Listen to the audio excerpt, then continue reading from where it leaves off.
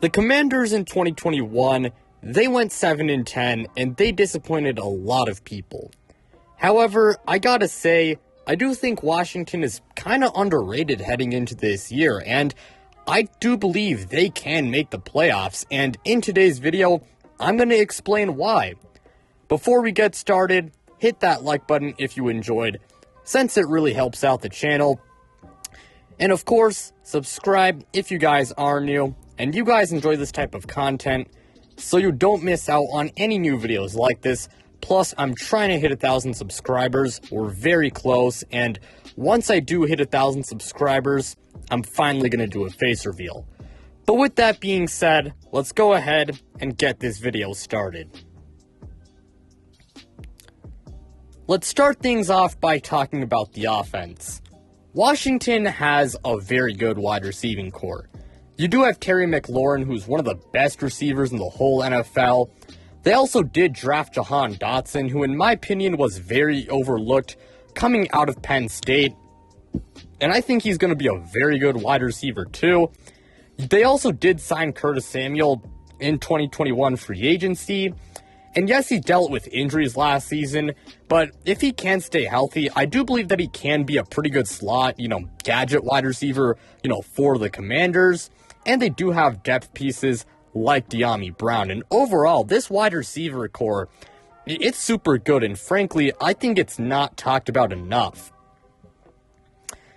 Now, getting to the other skill positions, you do have tight end, and the Commanders are not that bad at that position.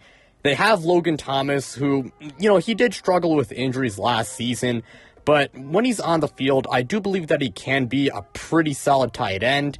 You do have John Bates as well, and John Bates is nothing crazy, but John Bates, he is a good blocker, and overall, tight end is not that bad for Washington. And they also do have a pretty nice backfield. Antonio Gibson, I can't lie, he does get overrated sometimes, but he is a pretty good running back. You also do have J.D. McKissick, who is a really good receiving back you can bring in on third down. And lastly, you do have Brian Robinson, who you drafted in this past year's NFL draft. And I did like Brian Robinson a lot coming out of Alabama, and he should be a pretty good power back for them, good in short yard situations, and in the red zone, and he could be a pretty good predecessor to Antonio Gibson if Gibson were to leave in the near future. But that's going to do it for the skill positions. Now I do want to talk about the offensive line. Washington did lose Brandon Scherff, who is, one of the best guards in the NFL when he is healthy. But that being said, I do think their offensive line will be fine. You do have Chase Roullier, who's, a top 10 center and frankly pretty underrated, and he's very good. You do have Andrew Norwell as well. And Andrew, he is a pretty good player. You do have Sam Cosmi, and he was very decent for them last year. And I do believe that he is a breakout candidate, and he could improve, with more opportunity and, more experience as well. And they do have Charles Leno, who is, I think he's a decent player, although he is a pretty bad pass blocker, but overall, not an awful player. And then to wrap up the offensive line, you do have Trey Turner, and he's not that bad. And, overall, this offensive line, it's not like the Eagles or the Browns or the Lions, but it's definitely a pretty good offensive line. And the last thing we have to talk about is, of course, quarterback. Let's talk about Carson Wentz. Carson Wentz, in my opinion, is incredibly overrated. I mean, the way people talk about him, you would think that he is a bottom 5 quarterback, since so many people act like that. And a lot of people think the Commanders are going to go 4-13 because of him. Now, Carson does have his issues as a player. He is a pretty bad decision maker, and I won't lie, his accuracy, it can be inconsistent. There's no denying that he does have flaws in his game.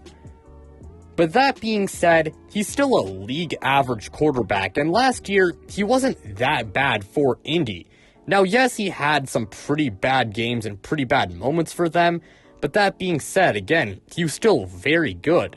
And you got to keep in mind, he had one consistent receiving option on the Colts in Michael Pittman Jr., and his offensive line, it was pretty bad pass blocking wise.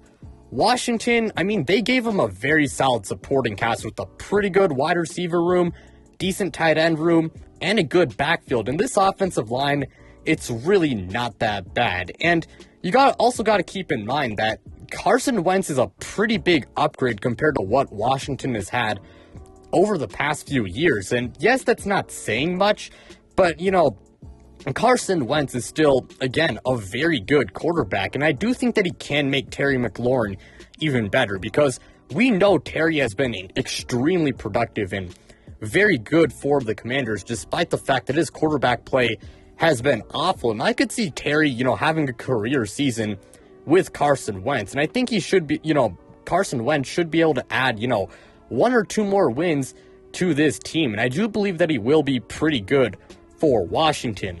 Again, Carson Wentz, he's not a perfect player, but at the same time, I think he's massively overrated. And, overall, I do think this Commanders offense, it won't blow you away, but it is pretty good.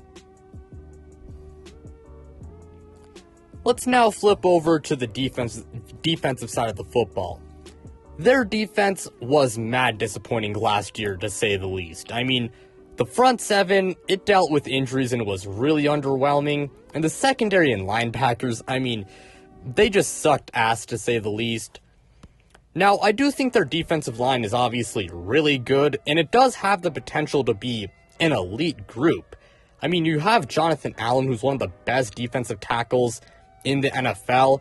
Deron Payne's a really good nose tackle, and I do have some doubts about his long-term future with the squad, as they did draft Fedarian Mathis, one of the best defensive tackles in this past year's draft, and there have been rumors about Deron Payne being moved.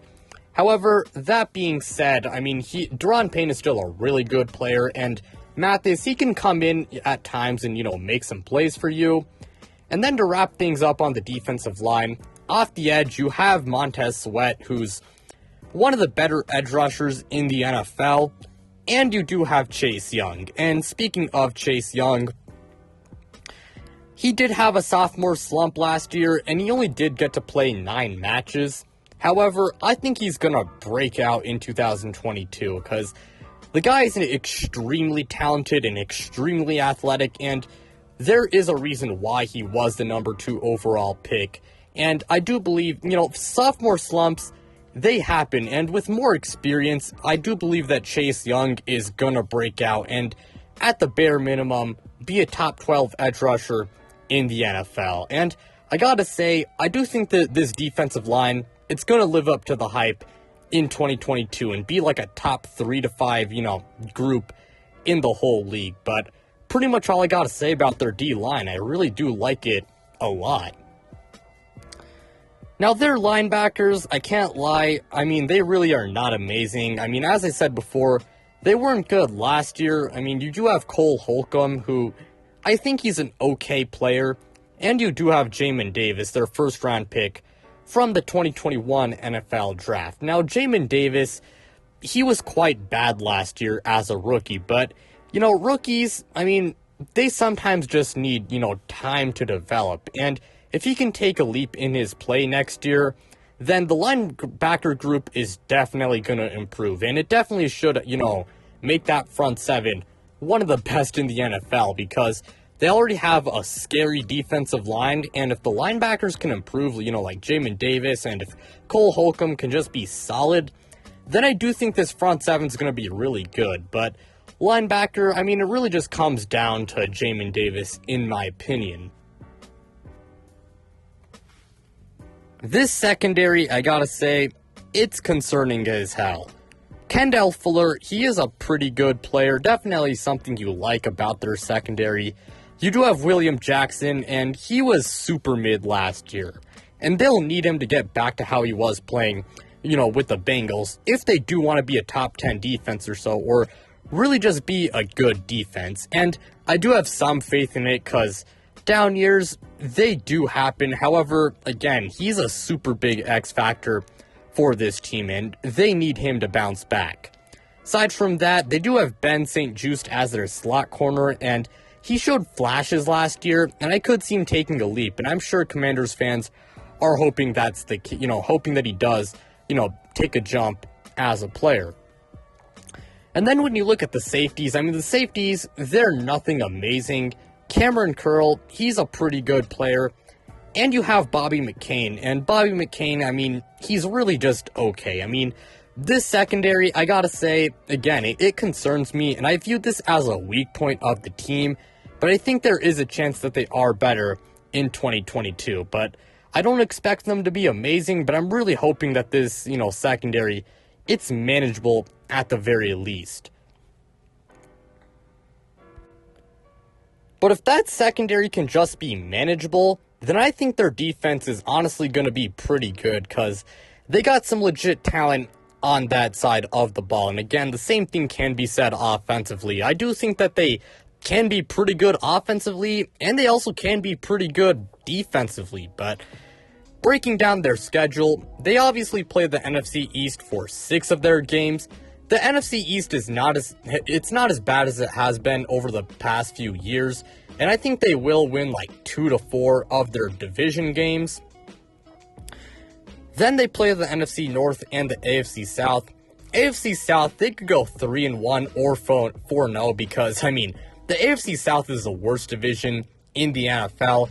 And I mean, worst case scenario, they go 2-2, but best case scenario, as I said before, I think they could go undefeated versus them. Now, the NFC North, that is a solid division, and I think worst case scenario, they could go 1-3, but best case scenario, I could see them going 3-1. And then the final 3 games, they come against San Fran, Cleveland, and Atlanta, and worst case scenario, I think it's 1-2. Best case scenario, I'd say is like 2-1, and overall, I'd say best case is 11-6, but worst case, I'd say is like 7-10, around where they were last year. And the schedule, it's nothing, super duper easy, but at the same time, there are harder schedules, out there.